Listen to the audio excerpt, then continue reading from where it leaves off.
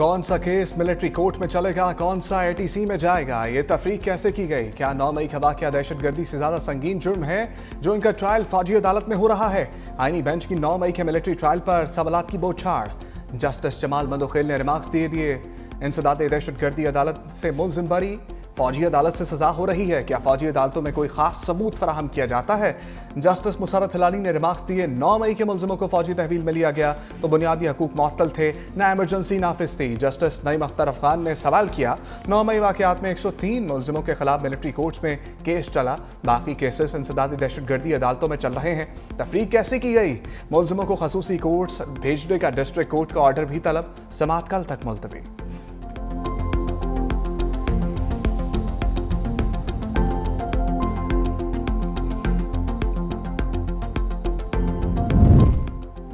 फौजी अदालतों में सिविलियंस के खिलाफ केस में भारतीय जासूस कुलभूषण यादव केस का तज़किरा। जस्टिस मोहम्मद अली मजहर ने इस्तफसार किया। सुप्रीम कोर्ट ने मरकजी फैसले में आर्मी एक्ट की शेक 2D का लदम करार दी। इसका मजमूई असर क्या होगा? क्या अब कुलभूषण यादव जैसे मुल्क दुश्मन जासूस का केस मिलिट्री कोर्ट्स में चल सकता है? वकील वजारत दिफा ख्वाजा हासिफ ने कहा कि सुप्रीम कोर्ट के फैसले से मुल्क दुश्मन जासूस का भी मिलिट्री कोर्ट्स में ट्रायल नहीं चल सकता। रसाई होनी चाहिए वज़ीर आज़म इमरान खान साहब से। अनमॉनिटर्ड इन्वायरमेंट में हुकूमत के जो लोग हैं उन्होंने कहा जी आपकी बात दुरुस्त है और हम लोग कराएंगे। काफ़ी दिन गुजर गए, अभी तक वो नहीं करा सके। अभी वो कह रहे हैं कि जी नहीं, ये तो जेल रूल्स में है ही नहीं, मतलब अभी खुद ही उस चीज़ पे मुकर रहे हैं। हमारा सिर्फ ये सवाल है कि क्या ये लोग एम्पावर्ड हैं कि नहीं है। PTI मुज़ाकराती कमेटी को आज भी बानी से मुलाकात का ग्रीन सिग्नल ना मिला। उमर अयूब बोले, हुकूमत अपनी बात से मुकर रही है, हुकूमत वाकई इख्तियार रखती है तो बानी PTI से मुलाकात कराए। वकील फैसल चौधरी ने बताया आज मुलाकातों का दिन था। PTI ने अडयाला जेल के हुक्काम से रब्ता किया लेकिन जवाब नहीं मिला। दूसरी जानिब वज़ीर आला KP अली अमीन गंडापुर ने कहा बानी से मुलाकात की इजाज़त दी जा रही है। स्पीकर अयाज सादिक की अदम मौजूदगी के बायस मुज़ाकराती कमेटी की मुलाकात में ताख़ीर हुई। अली अमीन गंडापुर का नए सूबे बनाने का मुतालबा।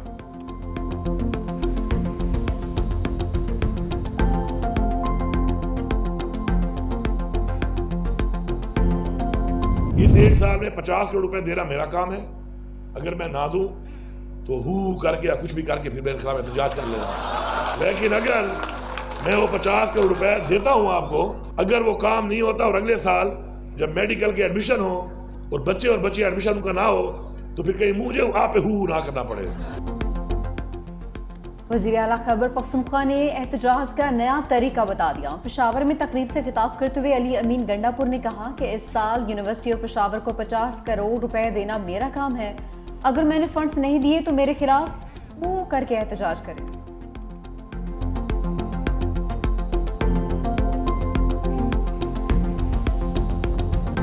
पाकिस्तान में अच्छी खबरें आने लगी हैं, मईशत जो डोल रही थी वो संभलने लगी है। जब शहबाज शरीफ साहब वज़ीर आज़म बने तो बार बार ये खबर आती थी कि पाकिस्तान डिफ़ॉल्ट करने लगा है। 10 माह भी अभी मुकम्मल नहीं हुए शहबाज शरीफ साहब की हुकूमत को। आज खबर ये आ रही है स्टॉक मार्केट ने पूरे 76 साल का रिकॉर्ड तोड़ दिया। ये जो करूँगा करूँगी, हम इस सीगे से बाहर निकल आए हैं अल्लाह ताला के फजल से। वज़ीर आला पंजाब मरियम नवाज ने पाकपतन में लाइव स्टॉक कार्ड का इजरा कर दिया। मवेशी पाल स्कीम के लिए 11 अरब रुपए के बिला सूद कर्ज देने का भी ऐलान। कहा डोलती मईशत संभलने लगी, स्टॉक मार्केट ने 76 साल का रिकॉर्ड तोड़ दिया। हुकूमत को 10 माह भी नहीं हुए, अच्छी खबरें आना शुरू हो गईं। कुछ लोगों का जब भी मुंह खुलता है तो गालियां निकलती हैं। पंजाब में आटे और रोटी की कीमत नहीं बढ़ने दी, बाकी सूबों में बढ़ गई। कोशिश है 5 साल में 5 लाख घर बना कर दें।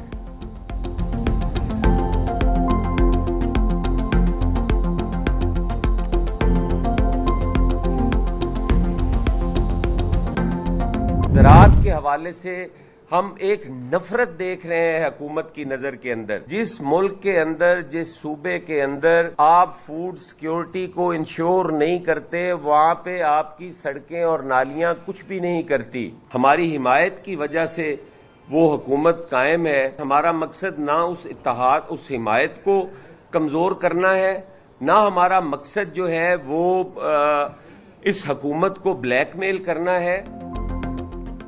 पंजाब हुकूमत की पॉलिसीज किसान दुश्मन है, ज़राअत पर सुपर टैक्स जुल्म करार।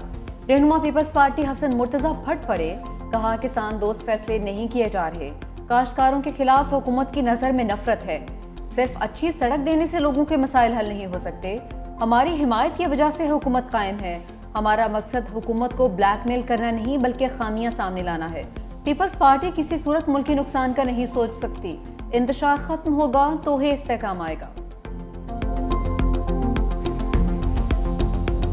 हमारा जो पहले 5 माह के अंदर जो है वो तकरीबन क्लोज टू $1 बिलियन का सरप्लस है, जो कि पहले आपको याद है कि 2022 के ईयर के अंदर $17.5 बिलियन का डेफिसिट था। एक्सपोर्ट्स जो है वो गो के हमारी एक्सपेक्टेशन से अभी भी उस लेवल तक नहीं है। इसको मज़ीद ऊपर ले जाने की ज़रूरत है, क्योंकि जब तक हमारी एक्सपोर्ट्स नहीं बढ़ेंगी तो उस वक्त तक हमें जो करंट अकाउंट और balance of payment related problems जो हैं वो रहेंगी।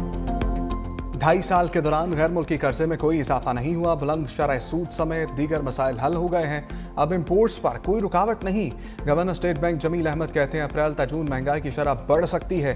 एक्सपोर्ट्स हमारी तवक्कुआत से कम हैं। कारोबारी तबका एक्सपोर्ट्स के लिए काम करे, एक्सटर्नल अकाउंट्स को कंट्रोल कर लिया जाए तो तरक्की होगी। इंडस्ट्री के साथ मिलकर मसाइल का हल निकालना जरूरी है।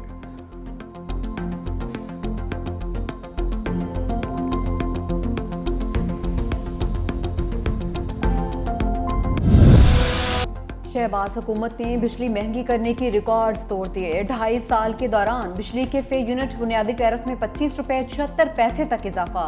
सार्फिन को माहाना फ्यूल एडजस्टमेंट, समाही एडजस्टमेंट, फिक्स चार्जेस और मुस्तकिल इजाफी चार्जेस का भी अजाब झेलना पड़ा। 2000 अरब रुपए से ज्यादा का इजाफी बोझ डाला गया। बिजली के झटकों से होश खोने वाले अवाम हुकूमत से शदीद नाला।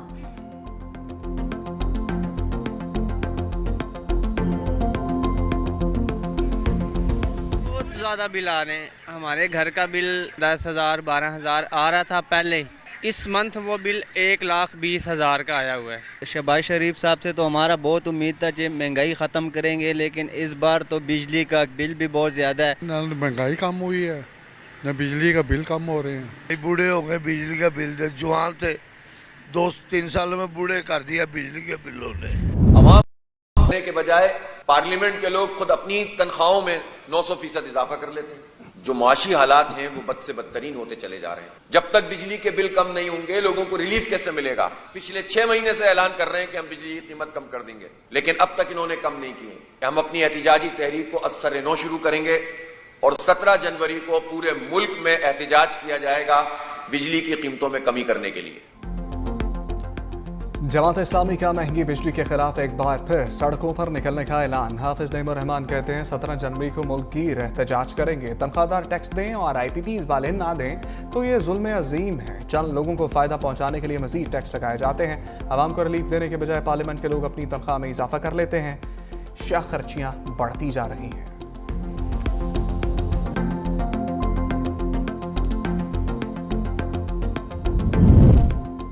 IMF से बात कर रहे हैं। बिजली 10 से 12 रुपए फी यूनिट सस्ती कर सकते हैं।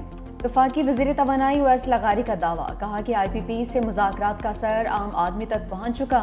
बिजली की कीमतें कम हुई। IPPs के साथ मुज़ाकरात में अब हुकूमती पावर प्लांट्स की बारी है। मज़ीद 15 IPPs के मुआहदे काबीना में लेकर जा रहे हैं। तमाम IPPs के मुआहदों पर नज़रसानी होगी।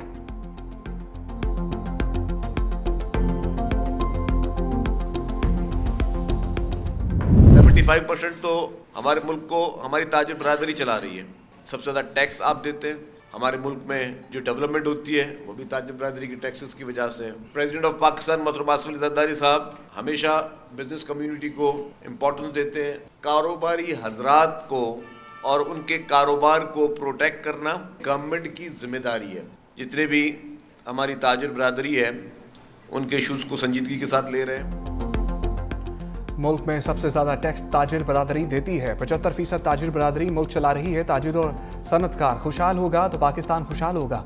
सीनियर वज़ीर सिंध शर्जील मेमन का तकरीब से खिताब। कहा सिंध हुकूमत का फोकस ज़्यादा से ज़्यादा सनतें लगाने पर है। हो सकता है सदर जरदारी इंडस्ट्रियल जोन के लिए ज़मीन फ्री में दें, लेकिन 2 साल के अंदर इंडस्ट्री लगाना होगी। कराची हड़तालों, जलाओ घेराव और भत्ते से पाक हो गया। लंदन जैसी सड़कें बनाएंगे। कराची की सड़कों पर डबल डेकर बसें चलेंगी। सर्कुलर रेलवे के हवाले से भी जल्द खुशखबरी मिलेगी।